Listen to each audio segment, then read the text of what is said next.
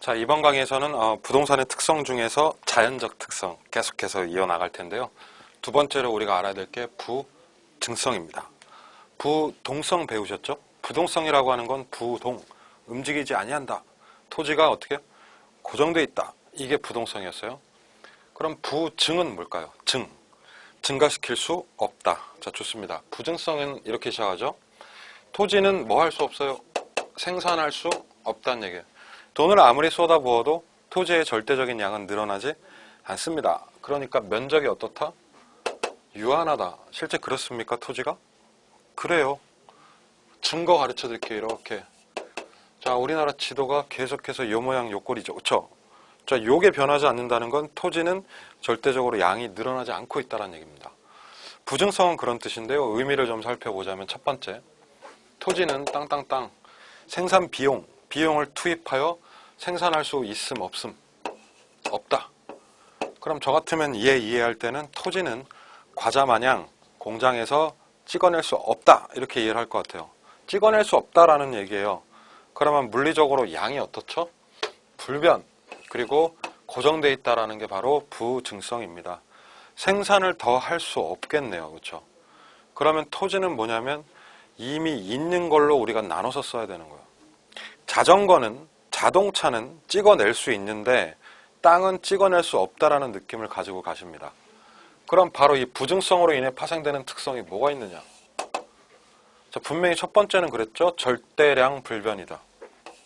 절대적으로 공급 물량이 늘어나지 않는다. 즉 생산비를 투입하여서 항상 요관점이요. 물리적 양을 늘릴 수는 없다는 걸 기억을 해야 돼요. 물리적 양은 불변이다. 이렇게 됩니다. 이 생각을 해보셨는지 모르겠는데 땅은요. 신이 만든 거예요. 진짜. 부처님이든 예수님이든 신께서 땅을 만들어서 툭 던져주면 인간이 그거 나눠 쓰는 거거든요. 전 세계의 어떤 토지도 생산은 안 돼. 그러면 토지라는 건 바로 뭐냐면 리미티드 에디션입니다. 한정판이라고요. 그래서 엄청나게 귀해지는 거예요. 땅이. 그럼 우리가 그걸 희소성이라고 하자고요. 늘어나지 않으니까 귀해진다. 그렇죠? 희소해집니다. 희소 가치가 올라가면 당연히 땅값이 어떻게 될까요? 땅값 올라가겠지? 그럼 그걸 뭐라고 한다고요? 지가고라고 합니다. 제가 자료에다가 토지 문제의 근원이라고 써놨는데 그게 바로 이제 땅값 올라가는 문제가 시작이 되는 거죠. 즉 희소성이 강함으로 토지의 가치는 상당히 높아지게 된다. 자, 여기까지만 봅시다. 지금 얘기를. 뭐 배우고 있어요? 부증성. 아하, 얘는 생산이 안 돼? 그러면 양을 늘릴 수가 없어? 그러면 있는 거 가지고 거래하다 보니까 굉장히 귀해져? 귀해지면 땅값은 비싸져. 이렇게 되는 거죠. 그러니까 이 땅을 차지하기 위해서 엄청나게 싸움이 벌어질 수밖에 없는 거예요. 왜 한정판 상품이 나오면 이 매니아들은 서로 살려고 난리 아닙니까? 그러니까 이 토지를 가지고 사람들이 막 싸우고 난리야. 가지고 싶다는 생각이 들 수밖에 없죠. 그래서 소유하고 싶은 욕구, 그리고 뭐가 생긴다? 사는 사람들이 싸우는 거죠. 그래서 수요자 경쟁이 생기는 거예요. 한정판에 대한 소유욕 생기는 거 당연하고요. 그리고 그것을 살려고 사람들이 서로 돈 들고 덤비는 게 무슨 경쟁? 수요자 경쟁입니다. 공급자 경쟁이 아니라 수요자 경쟁이 발생하는데 이 모든 것들이 다 지금 뭐 때문에? 부증성 때문에 생긴다는 거죠. 그렇죠? 소유욕과 희소성, 지가고, 경쟁 뭐 이런 개념 아시겠죠? 자, 땅이 하나 있다고 합시다. 이 지역에 아주 괜찮은 땅인데 딱 4개 정도밖에 매물이 없어요. 괜찮은 지역에 4개 땅이면 야, 이거 경쟁이 장난이 아니겠죠. 그렇죠? 서로 막 빡 터지게 싸우는 거예요. 수요자 경쟁. 그러다가 내가 운 좋게 A 땅을 먹었네? 그래서 얘가 내가 차지하는 땅이 됐습니다. 그래서 땅 한 톨 샀어요. 그냥. 자, 크지도 않아요. 100평입니다. 땅이. 그러면 이 땅을 쓸 때 상식적으로 대충 쓴다, 빡세게 쓴다. 자, 경쟁의 결과 겁나게 비싼 땅을 겁내 힘들게 얻었습니다. 그럼 대충 쓴다, 제대로 쓴다? 빡세게 쓸 거 아니에요. 자, 그렇게 빡세게 쓰는 걸 갖다 우리가 뭐라고 하냐면 집약적 이용이라고 합니다. 집약. 집중적으로 투입한다는 얘기죠. 빡세게 쓴다는 거를 집약화라고 표현을 해요. 자, 그때 여러분들이 바로 이 집약도의 개념을 좀 아실 필요가 있습니다. 아주 중요한 단어고, 중요한 단어고요. 그래서 이 단어를 밑에 살짝 빼놨어요. 밑에 용어 정리 보시면, 그렇죠? 그래서 집약도의 개념 한번 밝혀볼게요. 앞선 강의에서 생산의 3요소 말씀드렸습니다. 뭐뭐 있다? 토지, 노동, 자본. 다시 땅, 사람, 돈이 생산의 3요소인데 집약도라고 하는 건 그 토지에 자 얼만큼의 노동력과 얼만큼의 자본을 쏟아붓는가의 문제를 집약도라고 합니다. 다시 집약도가 높다라는 건 해당 토지에 엄청나게 많은 사람과 돈을 쏟아붓는다는 얘기예요. 어떻게 될까? 건축을 하면 어떻게 될까요? 그러면 땅에다가 사람 돈 쏟아보면 건물이 슝 하고 올라가겠죠, 위로. 그래서 이 건물이 쭉 올라가는 걸 집약적 이용이라고 하는 거예요. 위로만 올리나? 아래로도 쑤실 거 아니에요, 이렇게. 그러면 건물이 지하화되는 것도 집약적 이용이다. 그리고 보니까 땅을 쓸 때 어떻게 해요? 우 아래 이렇게 쭉 써주는 게 얘가 바로 집약적 토지 이용이죠. 이건 바로 토지의 수직적 이용을 의미합니다. 땅을 이렇게 쓰는 데가 도심이다, 외곽이다. 서울에서 이렇게 써요? 깡촌에서 이렇게 써요? 도심이겠죠. 그럼 도심 땅은 높이가 어때? 높아. 왜 높을까? 멋있으라고 높은 게 아니에요. 땅값이 비싸니까요. 지을 수 있을 만큼 최대한 용적을 발휘해서 짓는 겁니다. 이렇게. 자, 아시겠죠? 그래서 도심의 토지 이용을 집약적이라고 합니다. 그럼 시험에 부증성이 나왔다고 합시다. 그럼 토지 이용을 빡세게 한다고 그랬죠. 그럼 정답은 투입을 겁나게 늘린다. 건물을 고층화시킨다, 지하화시킨다, 수직적으로 이용한다. 자, 그걸 한마디로 뭐라고요? 오케이, 집약적 이용이라고 하는 겁니다. 이거 부증성 때문에 생기는 거예요. 그래서 투입되는 돈과 사람의 양을 극대화한다 이런 표현이 나오는 겁니다. 자, 이해되시죠? 부증성의 특성이었습니다. 자, 그 다음 용어 영속성이라는 게 나오죠. 영속성은 뭘까? 영원히 지속된다. 자, 단어의 뜻이 있네요. 영원히 지속된다. 그래서 토지는 뭐 되지 않는다? 소모되지 아니한다. 자, 제 스타일로 얘기하자면 토지는 낡거나 늙지 않는다. 땅은 영원해요. 땅을 아무리 써봐. 그래도 물리적으로 닳지도 않고 없어지지도 않아. 사라지지도 않으니까 비소모성, 영속이라고 표현을 하죠. 물론 토지와 주택이 좀 다르긴 합니다만 자 볼게요. 의미 1번. 토지는 물리적으로 소모, 마모, 마멸되지 않습니다. 토지는 그래요. 그래서 토지에는 물리적 감가라는 게 있을 수 없다라는 거죠. 물리적으로 가치가 감소되지 아니한다. 이런 뜻입니다. 그런데 중요한 게 있어요. 땅은 그래서 우리가 영속적이라고 하는데 문제는 집, 주택, 그러니까 건물은 닳긴 닳잖아요. 그렇죠? 건물 늙어요. 금도 가고요. 자, 그러면 건물은 영속적이라고 하지 않네. 그럼 건물은 뭐라고 그래요? 그냥 오래 쓴다라고 얘기를 하는 거예요. 그래서 토지의 영속성과 건물의 내구성이라고 표현을 합니다. 토지와 건물을 합치면 부동산이죠. 그래서 부동산은 전반적으로 내구재적 성격이 있다. 뭐 이 정도 하면 됩니다. 자, 그러면 영속성인 땅에 있기 때문에 어떤 특징이 생기는가? 첫 번째, 감가 안 된다고 했어요. 감가 배제. 그러면서 가치 보존이 굉장히 잘 되는 거죠. 그 연세 많으신 분들 늘 하는 얘기들. 뭐니 해도 땅이 최고다. 10억짜리 차를 사는 것보단 10억 원어치 땅을 사는 게 좋다. 그게 바로 무슨 관점? 영속성의 관점인 거예요. 자, 즉 토지의 물리적 감가는 없다. 물리적으로 가치가 줄어들지 않고 토지 가치는 어떻게 해요? 영속적으로 보존되니까 내가 쓰다가 우리 아들한테 물려줬다가 그 아들의 아들이 쓰다가 영속적으로 쓸 수 있다는 얘기죠. 그렇죠? 자, 그것을 가치 보존이라고 표현합니다. 자, 땅은 영원하고 건물은 오래 쓰니까 수명이 어떻다고 그랬죠? 길다고 그랬죠. 그러면 두 번째 특징이 나오네요. 바로 모든 의사결정이 수명이 긴 재화는 장기적 배려를 한다는 얘기예요. 여러분, 땅은 뭐 그렇지만 집 살 때 생각을 해보시면 우리 애가 이제 어린이집 다니고 있는데 예를 들면 이 아파트 한 채 살 때는 얘가 초등학교 갈 때 생각하면서 사진 않죠. 그러니까 이 녀석이 커가지고 중학교, 고등학교 갈 때까지 생각을 하잖아요. 그러니까 이 얘기는 의사결정을 대단히 먼 미래를 보고 한다는 얘기죠. 왜? 왜냐하면 아파트의 수명이 굉장히 길거든요. 그러니까 이걸 오랫동안 쓰는 거죠. 그래서 의사결정할 때는 어떤 관점? 장기적 관점을 견지하면서 의사결정을 한다는 얘기예요. 자, 아시겠죠? 영속성 때문이다. 자, 세 번째. 임대차 시장이, 주택시장이 흔하게 발달하게 되는데 그 얘기가 바로 이런 얘기입니다.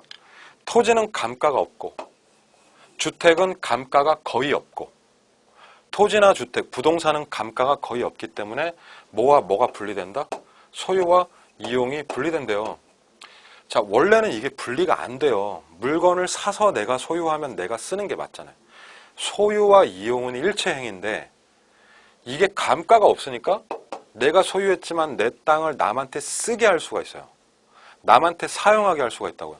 자, 그걸 갖다가 이제 우리가 바로 임대차라고 부르는 거죠. 그래서 보통 내구재들이 임대차가 많이 발달합니다. 뭐 주택도 주택이고 자동차도 렌트가 있잖아요. 근데 자동차는 렌트를 해주면 감가가 되잖아요. 근데 주택은 거의 감가 없다. 토지는 감가 아예 없다. 그럼 무슨 시장? 임대차 발달할 수밖에 없는 거죠. 자, 아랫줄로 가시면 재고시장. 이 재고시장이라는 것도 마찬가지인데요. 수명이 어떻다고 그랬어요? 굉장히 길다. 건물 수명, 토지 수명 길다. 아파트가 한 채가 팍 시장에 나오면요. 그게 시장에서 쭉 지속되는 거예요. 자, 그랬을 때 모든 신규 아파트들은 상당 기간 중고나 재고로 발달하는 거죠. 아파트는요. 신규 시장보다는 재고 시장이 훨씬 커요. 이게 다 내구성과 영속성 때문입니다. 자, 부동산에 투자 얘기할 때 나중에 나올 건데 영속성 덕분에 이득이 두 가지로 생깁니다. 일단은 소득이득과 자본이득 체크를 좀 해놓으시고 소득이득을 우리가 뭐라고 얘기를 하냐면 영업이득이라고 합니다. 부동산을 하나 사서 임대차 사업할 수 있죠. 영업. 임대차 사업하면은 임대료라는 수입을 받아요. 임대료라는 수입은 영업소득입니다. 영업을 해서 받은 수입이니까. 근데 이 영업소득이라고 하는 건 부동산에서만 나는 건 아니에요. 예를 들어서 택시기사 아저씨가 택시 운전하고 손님한테 요금을 받았어. 그럼 이것도 소득이득이에요. 영업이니까. 근데 이거 얘기하자는 게 아니라 중요한 건 무슨 이득이에요? 자본이득. 내가 임대차 사업을 하다가 그 임대차 건물을 팔 수도 있죠. 근데 문제는 5년 동안 건물을 썼다고 해서 5년만큼 낡은 가격으로 파는 건 아니에요. 부동산은. 왜? 감가가 거의 없거나 굉장히 적으니까. 그래서 되려 되팔 때 내가 매입한 자산을 되팔 때 상당량의 차익을 남길 수가 있다. 아이 솔직히 부동산 투자 이것 때문에 하는 거잖아요. 10억에 사서 15억에 팔아먹는 거 5억 생기는 거 이것 때문에 하는 거 아닙니까? 요 양도 차익이라고 하죠. 이 매매 차익을 무슨 이득이다? 자본이득이다 이렇게 부르는 겁니다. 그래서 영업을 통한 이득도 이득인데 문제는 처분 이득이 어마어마하다는 거. 자, 그게 무슨 이득? 자본이득. 이거 왜 많이 생겨? 감가가 거의 없기 때문이다 이렇게 이해를 하시면 되는 겁니다. 아시겠죠? 자, 요런 종류 정도 보시는 게 어떤 영속성의 특성이다 이렇게 보시면 되겠습니다. 자, 그 다음에 나오는 게 개별성인데요. 개별성의 첫 번째. 개별성은 다른 말로 대체성, 비대체성이라고 부릅니다. 토지는 물리적으로 모두 어떻다? 다르다. 그렇죠? 10번지, 11번지 달라요. 주소부터 달라요. 부동성 때문에 개별성이 생깁니다. 위치가 각기 고정되어 있으니까 모두 다르다. 아파트도 204호랑 205호가 다르다. 이게 개별성이에요. 개별성이기 때문에 토지 자체는 물리적 관점에서 완전한 대체가 어떻다? 불가합니다. 파생되는 특징? 특징 1번. 가격이나 수익이 뭐가 된다? 개별화되는 거예요. 그래서 다 건별 거래. 가격도 건별 다르고 수익도 건별 달라. 그러니까 204호가 2억에 거래됐다고 해서 205호가 2억인 건 아니에요. 아하이. 그럼 이거 어떻게 해야지 거래할 때? 어쩔 수 없어요. 1대1 거래니까. 그래서 이 모든 가격과 수익이 개별화되기 때문에 우리 입장에서는 정보를 구하기도 굉장히 힘든 거죠. 자, 중개업자가 생기는 이유가 바로 이겁니다. 부동산 거래는 맨투맨이에요. 그리고 이 컨디션이 다 달라요. 그래서 얘네를 연결하는 게 중개업인 거예요. 두 번째, 대체 관계가 제약된다는 건 뭐 이런 얘기죠. 그렇죠? 물리적으로는 대체할 수 없어. 법적, 계약적 대체 안 돼. 210번지 계약해놓고 211번지 받을 수는 없어요. 다시. 이 과자를 사려고 하는데 얘가 약간 터진 것 같아. 그럼 그 옆에 과자 사셔도 돼. 이걸 물리적 대체라고 합니다. 근데 요 땅을 사려고 하는데 요 땅이 꽂은 것 같아서 옆에 땅 가져오면 안 돼. 그러니까 법적, 계약적으로는 완전하게 대체할 수 없다. 이런 뜻이 되죠. 자, 개별화. 가격과 수익이 개별화되면요. 바로 뭐가 안 되냐면 규격화가 안 돼요. 규격화가 안 된다고. 이게 비표준하고요. 규격화가 안 되면 얘 유통할 수도 없어요. 그렇죠? 그래서 비표준화, 비조직화, 유통 불가 이러한 특성들은 다 뭐 때문이다? 개별성 때문에 생긴다. 이렇게 정리하시면 되겠습니다. 자, 자연적 특성 요 정도 보신 건데요. 그럼 이제 인문적 특성이라는 것도 있겠죠? 그래서 이제 인문적 특성을 보러 좀 가보겠습니다. 인문적 특성은 누가 들어가요? 사람이 들어갑니다. 자, 인간이 들어가 있어요. 얘를 인문적 특성이라고 합니다. 사람이 땅을 뭐해요? 먹진 않습니다. 사람이 뭐합니까? 씁니다. 그럼 걔를 뭐라고요? 용도. 그런데 토지는 그 용도가 겁나게 다양하다. 용도의 다양성 이해되시죠? 그러니까 의미 자체가 뭐가 어렵냐고. 용도는 굉장히 다양하다. 이게 용도의 다양성입니다. 그리고 토지는 다양한 용도로 바꿔가면서 활용도 됩니다. 자, 여기서 제가 용도 변경 얘기 하나 써놓을게요. 그 용도를 다른 용도로 바꿔서 활용할 수도 있다, 심지어는. 그럼 이걸로 인해 파생되는 특성이 뭘까? 자, 아래쪽에 내려오시면 용도의 다양성으로 인해 파생되는 다양한 특징들이 나오는데요. 용도가 여러 개다 보니까 이게 골치가 아프네. 자, 첫 번째 보시면 이런 표현이 나옵니다. 최, 유효, 이용. 아주 중요한 단어입니다. 아주 정리를 잘 하셔야 되는데, 여러분 지금 거주하고 계신 그 옆에 여러분 계신 댁이 있잖아요. 댁에 옆에 땅 100평 정도 생기면 거기다 뭐 할지 한번 생각해 보세요. 그러니까 갑자기 나한테 땅이 100평이 생긴 거야. 어이씨, 주택 지을까? 장사할까? 농사 지을까? 다양한 게 있을 수 있죠. 행복한 고민해야 되잖아요. 토지는 이걸 무슨 용도로 써야지 최고가 될까라는 고민이 필요하다고. 자, 그걸 뭐라고 한다? 최유효 이용이라고 하는 거예요. 가장 베스트의 용도는 무엇일까? 자, 얘를 고민을 해야 되는 거죠. 그러니까 워낙에 용도가 버라이어티하니까 어떠한 용도로 하는 것이 가장 베스트인가에 대한 고민이 필요한데 그것을 최유효 이용의 판단이라고 부르는 거죠. 이 고민 한번 해도 좋으니까 땅이나 있어 봤으면 좋겠습니다. 뭐 무슨 뜻인지 아시겠죠? 자, 두 번째. 용도적 공급이라는 표현을 좀 해야 될 것 같아요. 자, 앞에 수업하고 맞춰서 정리를 좀 해야 될 것 같은데, 부증성 기억나시나요? 부증성은 이렇게 얘기를 했어, 아까. 토지에는요, 물리적으로 생산할 수 있다, 없다? 안 된다니까? 공급이 안 돼. 물리적 공급이 안 돼. 근데, 우리 살다 보면 이런 거 하죠, 주변에서. 개간, 매립, 간척을 한다고요? 대한민국의 지도를 바꾸는 사업이라고 해서 새만금 사업 했잖아요, 우리. 간척이 뭡니까? 갯벌을 메꿔서 농업용지, 공업용지 만드는 거예요. 간석지, 그러니까 뻘을 메꿔서 택지화하는 작업이 간척 사업인데, 간척을 하면은 기존에 없던 공업지가 팡 생겨나잖아요. 기존에 없던 농지가 딱 나오잖아요. 그러면 이 간척은 토지의 물리적 공급 행위다? OX. 근데 이게 바로 뭐냐면 X라는 거죠. 무슨 말이야? 물리적 공급이라는 건 생산인데요. 생산은 뭐냐면 제로에서 하나를 만드는 게 생산이에요. 완전히 없는 상태에서 신규로 뭔가 새롭게 만들어내는 게 생산인데, 자, 간척 사업 봅시다. 원래 뭐였죠? 그 자리가 뻘이었어요. 근데 그 뻘을 메꿔서 그만큼만 공업용지를 탄생시킨 거잖아요.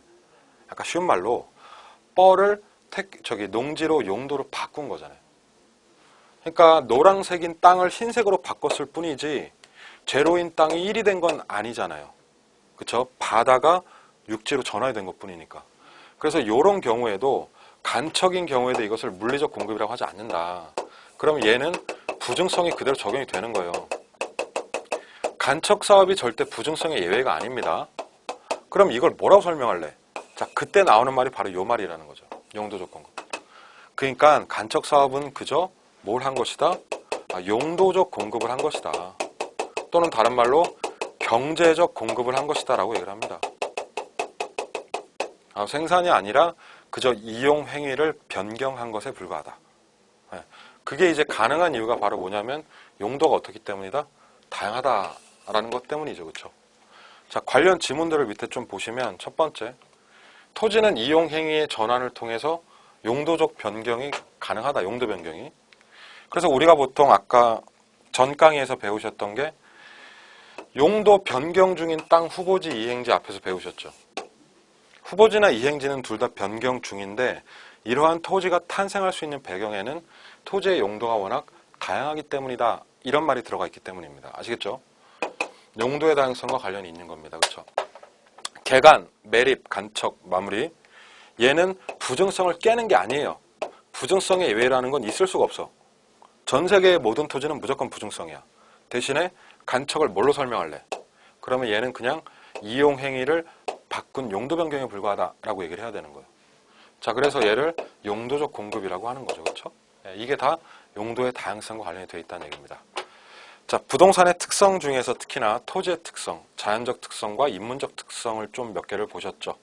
입문 과정에서 총론 강의는 이 정도면 충분할 것 같고요. 자, 이제 그 다음 파트가 개론에서 굉장히 핵심적인 경제론 파트거든요. 그래서 이제 이 파트는 제가 또 다음 강의에 이어드리도록 하겠습니다. 수고하셨습니다.